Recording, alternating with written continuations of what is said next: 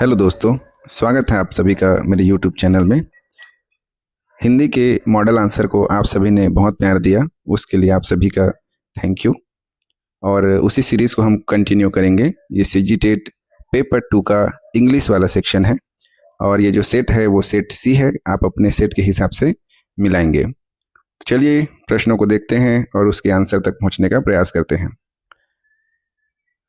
प्रश्न पहला है, 61वां प्रश्न है इसमें। What is the antonym of word primitive? तो प्रिमिटिव का एंटोनिम पूछा था, तो इसका ऑप्शन डी जो है वो सही आंसर है।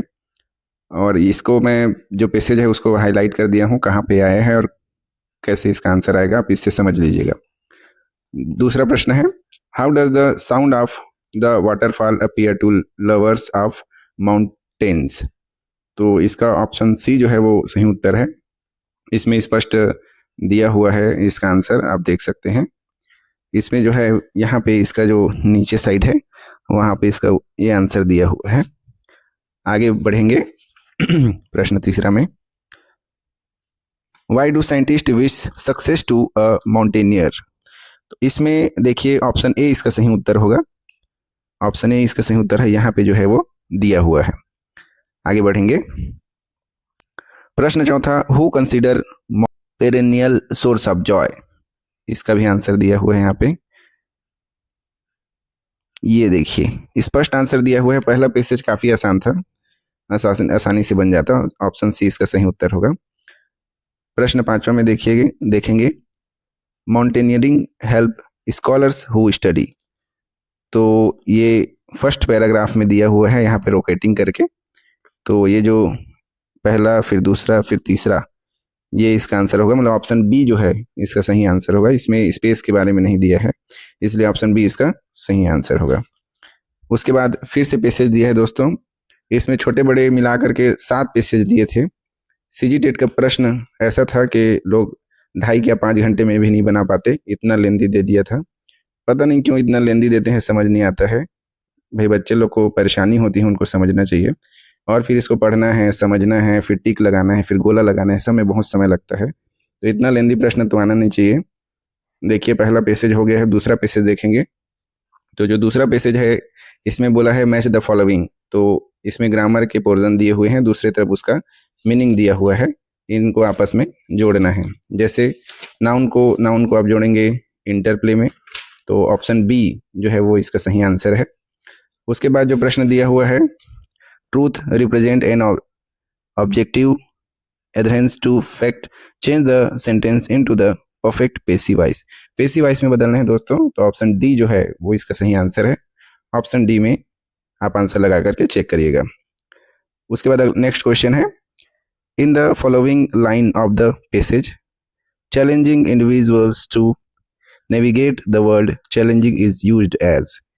तो चैलेंजिंग यूज किस प्रकार से यूज हुआ है? तो ये प्रेजेंट पार्टिसिपल है। ऑप्शन बी जो है वो इसका सही आंसर होगा। आगे देखेंगे। देखिए दोस्तों 2 पैसेज कंप्लीट हो गया, तीसरा फिर से पैसेज आ गया।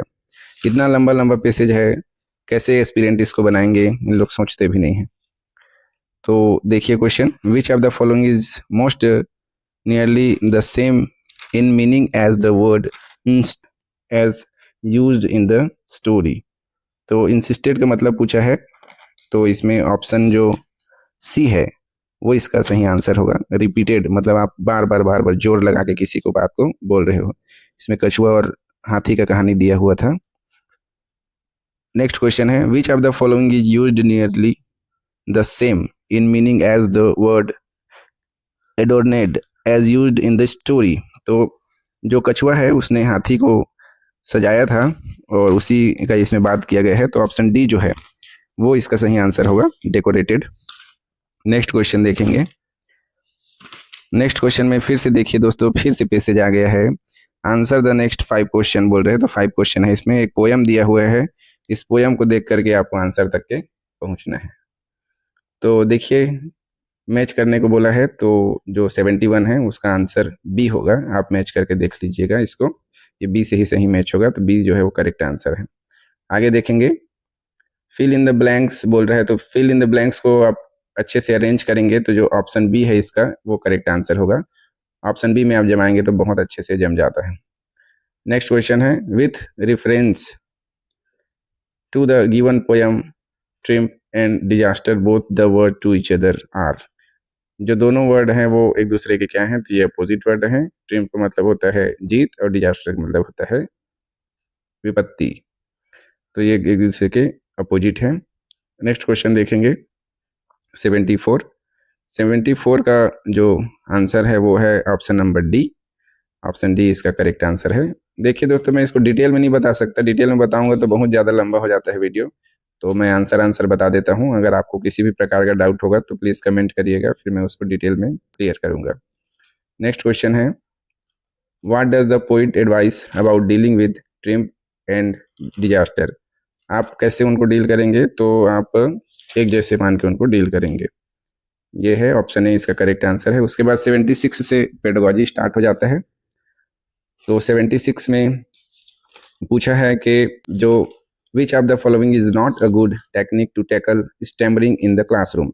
कोई बच्चा हकला रहा है तो आप उसे क्या नहीं करना चाहिए, तो alone loud reading by the sufferer in the class. तो ऑप्शन सी इसका करेक्ट आंसर है, क्योंकि किसी बच्चे को अगर वो हकला रहे तो आप क्लास में खड़ा करके उसको जोर जोर से नहीं पढ़वा सकते, क्योंकि उससे और उसको दिक्कत होगा। तो ऑप्शन सी इसका करेक्ट आंसर है। नेक्स्ट क्वेश्चन देखेंगे, which of the following skills are developed naturally. तो इसका जो आंसर है वो ऑप्शन ए है, लिसनिंग और स्पीकिंग जो है वो नेचुरली स्किल हमारे अंदर रहता है।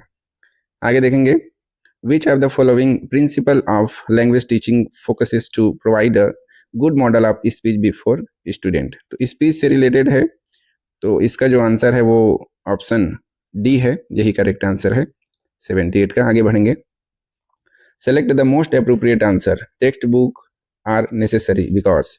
टेक्स्ट बुक जो है नेसेसरी क्यों होता है, तो ऑप्शन बी इसका करेक्ट आंसर है, क्योंकि वो स्पेसिफिक इन्फॉर्मेशन देता है पर्टिकुलर ग्रुप के लिए। जैसे कोई बच्चा 4th का है तो 4th जैसे बनाता है वो, 5th का है तो 5th जैसे, 8th का है तो 8th जैसे, 10th का है तो 10th जैसे टेक्स्ट बुक बनाया जाता है, इसलिए बी इसका करेक्ट आंसर होगा। आगे देखेंगे, the text design to find out whether the learner has learn something well और whether he need special help in learning an item are known as. तो उनको क्या दिक्कत है ये हमको पहचानने के लिए सबसे अच्छा जो टेस्ट होता है वो होता है डायग्नोस्टिक टेस्ट। ऑप्शन बी इसका करेक्ट आंसर होगा।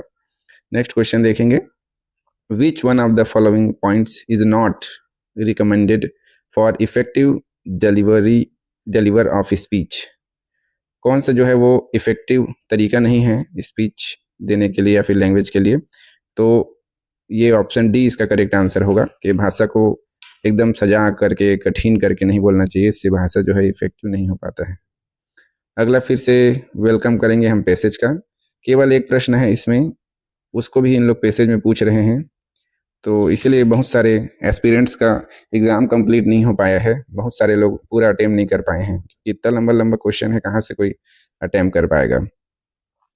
तो देखिए, all of the following are given as causes of soil pollution. तो पोल्यूशन पे दिया है क्वेश्चन और इसमें पूछा है कि कौन सा जो है वो पोल्यूशन के कारण नहीं है, तो ये जो है the decomposition of organic matter, ये जो है वो पोल्यूशन के कारण नहीं है, तो ऑप्शन बी इसका करेक्ट आंसर होगा। अगला देखेंगे, इसमें असर्शन और रीज़न दिया हुआ है, तो इसका जो आंसर है वो है ऑप्शन ए। ऑप्शन ए इसका करेक्ट आंसर है। आगे देखेंगे 84, फिर से पैसेज दिया गया है दोस्तों, और इसमें पैसेज में केवल एक प्रश्न है, उस एक प्रश्न का जो आंसर होगा वो ऑप्शन ए इसका करेक्ट आंसर होगा। इसको आप देखिएगा, ये ऑप्शन ए ही इसका एकदम करेक्ट आंसर है, और ये जो है वो आर्टिफिशियल रेफ्रिजरेशन के बारे में पूछा हुआ है। नेक्स्ट क्वेश्चन देखिएगा, विच of the following language child learns in the most natural situation. ये तो फर्स्ट लैंग्वेज ही आएगा दोस्तों, ऑप्शन ए इसका करेक्ट आंसर होगा। फर्स्ट लैंग्वेज को बच्चा आसानी से सीख जाता है। आगे देखेंगे, ये आपको इसमें दोनों कॉलम को मैच करना था, तो ऑप्शन ए जो है वो इसका करेक्ट आंसर होगा। जैसे इसमें दिया है प्री राइटिंग, तो ये जर्मिनेशन ऑफ आइडियाज ऐसे करके मिला करके आप देख लीजिएगा, ए ही इसका सही आंसर है। आगे देखिए, arrange the Indian language families in order from the largest to the smallest group. तो इसमें सबसे जो ज़्यादा बोलने वाले हैं वो है इंडो यूरोपियन, और सबसे जो कम बोलने वाले हैं वो है सेमिटो हेमिटिक। तो ऑप्शन डी जो है इसका करेक्ट आंसर है। आगे बढ़ेंगे हम लोग। Which method of teaching grammar is based on the principle of particular to general. तो ये विशिष्ट से सामान्य की ओर ये जाता है, वो जो मेथड है वो कौन सा है, तो ये जो है इंडक्टिव मेथड है। ऑप्शन बी इसका करेक्ट आंसर होगा। आगे देखेंगे। Put the following method of teaching reading in complex to simple order में हमको इसको जमाना है। तो ऑप्शन सी जो है इसका वो करेक्ट आंसर होगा। सबसे पहले फ्रेज होगा और उससे अगर आप सिंपल ऑर्डर में आएंगे तो वर्ड जो है वो सबसे सिंपल है, इसलिए ऑप्शन सी इसका करेक्ट आंसर होगा।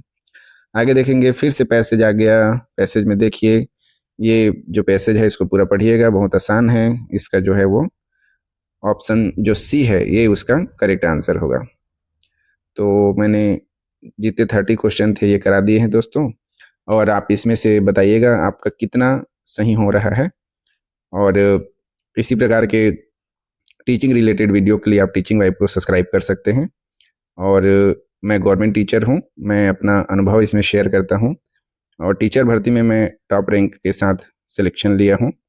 तो आप बिल्कुल भरोसा कर सकते हैं, जो मेरा खुद का अनुभव है उसको मैं बेहतर से बेहतर आपको डिलीवर करने का कोशिश करूँगा। Thank you.